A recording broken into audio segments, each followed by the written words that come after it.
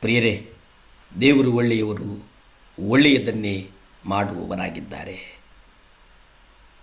ನಿನ್ನು ಪೋಲಿಯವರು ಲೇರು నా యేసయ్యా, నీలాంటి దైవము లేదు. నా యేసయ్యా, నీతో ಸಮಾನುಲೆವ್ವರು. ಇಲ್ಲಿ ಕರ್ತನಿಗೆ ಸಮಾನರು ಯಾರೂ ಇಲ್ಲ ಎಂಬುದಾಗಿ ಒಬ್ಬ ಭಕ್ತ ಬರೀತಾನೆ. ಯಾಕಂದರೆ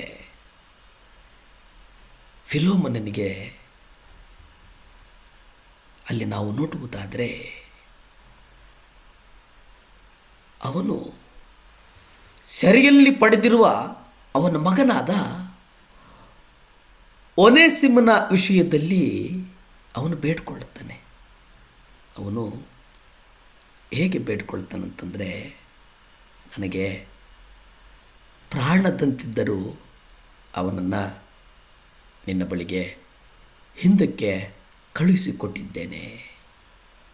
ಪ್ರಿಯರೇ, ಇಲ್ಲಿ ಆ ಒನೇಸಿಮನ ವಿಷಯದಲ್ಲಿ ಅವನು ಬೇಡಿಕೊಳ್ಳುವಂಥ ರೀತಿ ಹೇಗಿದೆ ಅಂತಂದರೆ, ಅವನು ಪರಲೋಕದಲ್ಲಿ ಆಸೀನನಾಗಿರುವಂತನೇ ನನ್ನ ಕಣ್ಣುಗಳು ನಿನ್ನ ಕಡೆಗೆ ಎತ್ತಿದ್ದೇನೆ ಎಂಬುದಾಗಿ ಅವನ ಪ್ರಾರ್ಥನೆಯಾಗಿತ್ತು.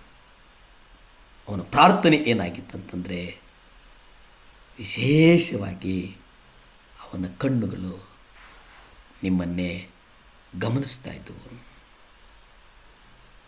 ಯಾಕೆ ಅಂದರೆ, ನಿಮ್ಮನ್ನು ಅವನ ಕಣ್ಣುಗಳು ಗಮನಿಸುವ ಉದ್ದೇಶ ಏನಂತಂದರೆ, ಯಜಮಾನನ ಕೈಯನ್ನು ದಾಸನ ಕಣ್ಣುಗಳು, ಯಜಮಾನಿಯ ಕೈಯನ್ನು ದಾಸಿಯ ಕಣ್ಣುಗಳು ನೋಡುತ್ತಾ ಆತನ ಕಟಾಕ್ಷವನ್ನು ನಿರೀಕ್ಷಿಸಿಕೊಂಡಿದ್ದುವಂತೆ. ಹಾಗೆ ಸೆರೆಯಲ್ಲಿ ಪಡೆದಿರುವ ಫಿಲೋಮನ ಅವನ ಮಗ ಒನೇಸಿಮನ ವಿಷಯದಲ್ಲಿ ಅವನು ಬೇಡಿಕೊಳ್ಳುತ್ತಾನೆ. ಆದರೆ ಕರ್ತನು ಅವನನ್ನು ಆಶೀರ್ವದಿಸ್ತಾನೆ.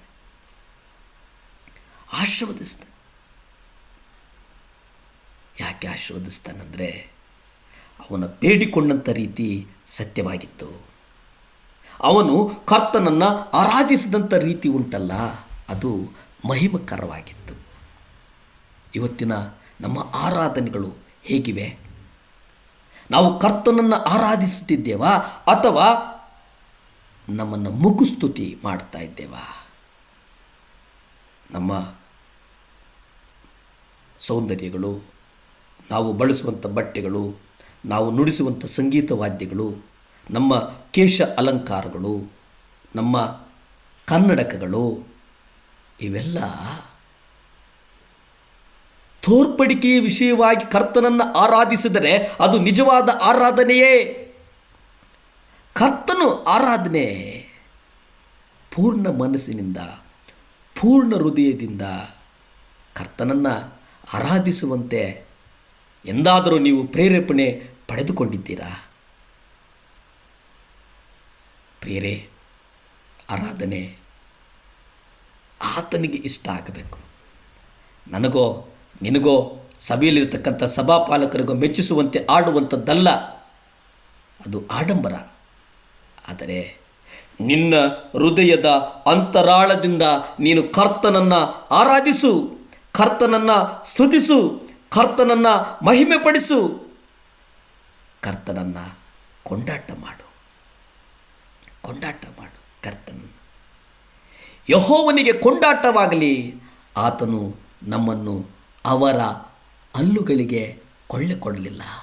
ಅದಕ್ಕಾಗಿ ನೀನು ಯೆಹೋವನನ್ನು ಕೊಂಡಾಟ ಮಾಡು, ಸತ್ಯದಿಂದ ಕೊಂಡಾಟ ಮಾಡು, ಆತ್ಮದಿಂದ ಕೊಂಡಾಟ ಮಾಡು, ಮನಸ್ಸಿನಿಂದ ನೀನು ಕೊಂಡಾಟ ಮಾಡು. ಅದೇ ನಿಜವಾದ ಆರಾಧನೆ. ಪ್ರಿಯರೇ, ದೇವರು ನಿಮ್ಮನ್ನು ಉನ್ನತಕ್ಕೆ ನಡೆಸಲಿ. ಪ್ರಾರ್ಥಿಸಿಕೊಳ್ಳೋಣ.